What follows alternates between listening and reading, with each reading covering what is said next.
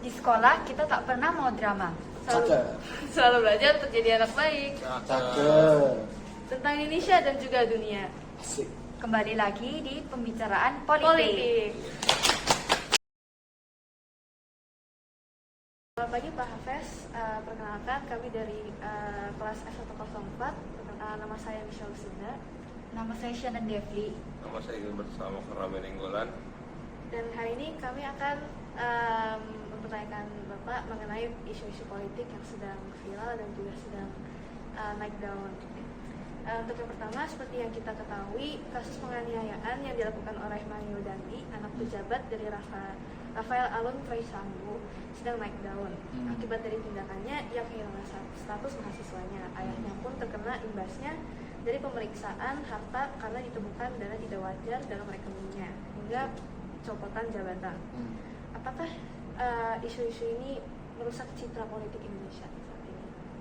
Sebenarnya politik di Indonesia itu kan sudah baik ya sekarang ini. Kenapa saya bilang sudah baik? Jokowi sudah melakukan yang terbaik, entah isunya apapun ya. Maksudnya sudah berusaha semaksimal mungkin menjaga citranya, menjaga perpolitikan Indonesia menjadi perpolitikan yang sehat, bersih, jujur, dan terbuka. Ya, keterbukaan dan transparansinya begitu luar biasa. Tapi saya juga masih melihat memang bawahan-bawahannya, terutama pejabat-pejabat yang kurang memakai tanggung jawabnya dengan baik gitu ya. Dan termasuk tadi Mario Dandi itu, menurut saya yang harusnya ditegaskan itu kepada pejabat-pejabat pemerintah yang platnya Q, yang platnya RF atau apapun itu ya, nggak perlulah songong. Maksudnya kalian juga merupakan bagian dari rakyat juga gitu sih. Itu tanggapan saya, dan tidak perlu melakukan hal arogan seperti itu. Serta yang saya kecewa dari papanya juga adalah yaitu pajak gitu ya. Sebagaimana pajak yang ditetapkan oleh pemerintah ya harus dibayarkan. Ya kalau misalnya lupa pun setidaknya ada pertanggungjawaban dari bapaknya gitu ya. Dengan permasalahan ini sudah pasti pemerintah mempunyai tindak lanjutnya pada pelaku gitu. Menurut Bapak apa usaha tindak lanjut yang dilakukan pemerintah untuk menyelesaikan masalah ini? Sebenarnya tindak lanjut dari pemerintah itu sudah ada pencegahan. Cuman kalau misalnya langkah seperti itu sudah ada, bagaimana dengan langkah pemerintah yang benar-benar tegas? Itu sih tadi yang saya bahas di awal gitu ya. Dan terlebih menurut saya kasus ini tuh bukan 1-2 kasus aja gitu. Banyak kasus-kasus pejabat-pejabat arogan lainnya gitu. Dan penanganan dari pemerintah buat saya masih kurang memuaskan. Tapi terbantu oleh media, di-up sama media, sehingga media itu seperti seolah-olah ya membantu pemerintah untuk ini loh, di istilahnya secara tidak langsung dipermalukan, membuka inisiatif juga untuk dia menjadi viral, kasusnya dibuka, terus disiarkan juga, persidangannya juga terbuka, kemudian kita juga tahu kasus masalahnya itu seperti apa. Terima kasih Pak. Saya lanjutkan pada Shan. Ya. Isu pemilu yang sedang ramai ini apakah akan berdampak pada pemilu 2020? Menurut saya tentunya akan sangat-sangat berdampak ya. Jadi pemilu di tahun ini, kemarin Ganjar, yang dia juga merupakan salah satu bagian dari gagalnya atau batalnya Piala Dunia U20 di Indonesia. Selanjutnya dengan pejabat-pejabat seperti ini, kita sebagai warga juga kehilangan simpati dan kepercayaan dari kita. Maksudnya kan pejabat memang sudah dipilih oleh rakyat, tetapi pertanggungjawabannya juga sama kita harus ada kan. Jadinya ini akan sangat berdampak buat kita. Saya takutnya nanti banyak yang golput. Karena apa? Karena kecewa terhadap kinerja pemerintah, terhadap kelakuan pemerintah, terhadap pejabat-pejabat yang melakukan hal ini. Nah, isu pemilu 2024 ini kan akan berpotensi diundur.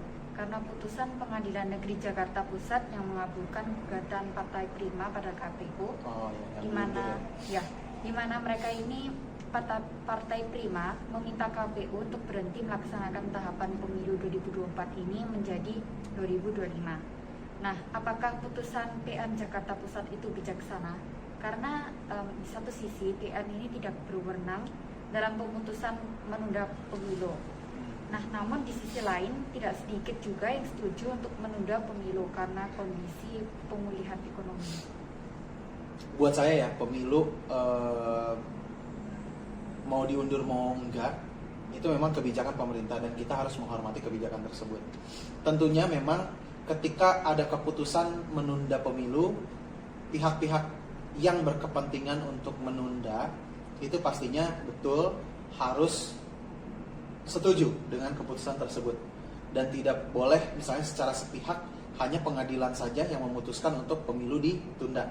Bahkan kan kalau ini terkait dengan masalah negara, MK pun, Mahkamah Konstitusi, seharusnya juga ikut serta dalam apa? Dalam menjembatani pemilu ini ada atau enggak di tahun 2024 nanti. Gitu. Dan keputusan itu menurut saya bebas aja, tetapi kesepakatannya harus ada. Gitu. Tapi yang pasti ya, ketika pemilu itu diundur, banyak pihak yang dirugikan karena biaya pemilu itu tidak murah, ongkos pemilu itu mahal. Semakin lama pemilunya, ongkosnya akan semakin bengkak dan semakin besar. Tapi ada juga keuntungannya sebenarnya.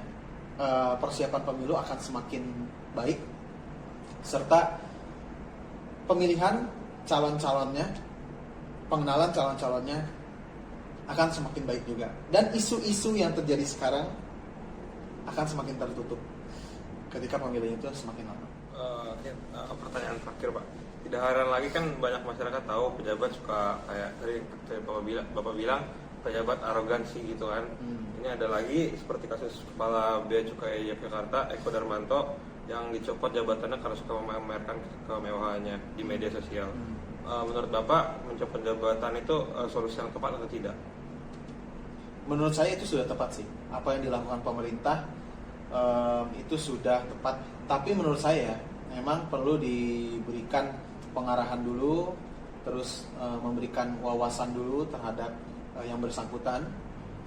Ketika memamerkan kekayaan, memang Pak Jokowi juga kemarin sudah memberitahukan tidak ada pamer-pamer jabatan. Itu sudah tegas sekali. Kalau misalnya ada yang pamer-pamer kekayaan berdasarkan wewenang dan jabatannya, itu ya memang perlu ditindak tegas. Terakhir, pesan Bapak untuk anak muda membaca berita. Soalnya biasanya anak-anak muda itu cuma baca kalau viral, misal kayak sepak bola itu FIFA sama yang kayak Mario Dandi, sisanya nggak pada tahu gitu Pak. Ada pesan nggak Pak?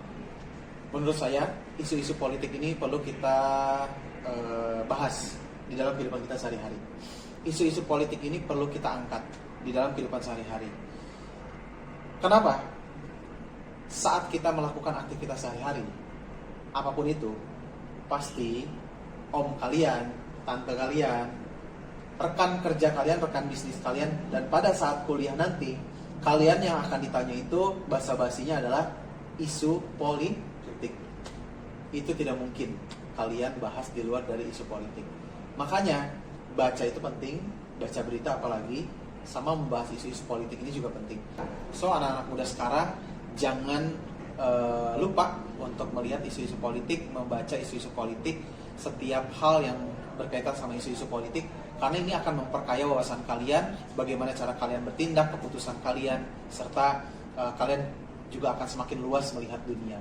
Gitu sih. Itu aja mungkin yang saya bisa sarankan. Terima kasih Pak untuk waktunya di podcast kami. Saya Michelle Lucinda. Saya Shannon Devli. Saya Gilbert Salomo karena Benenggolan. Saya Hafez. Kami tutup podcast hari ini. Sampai jumpa. Dah.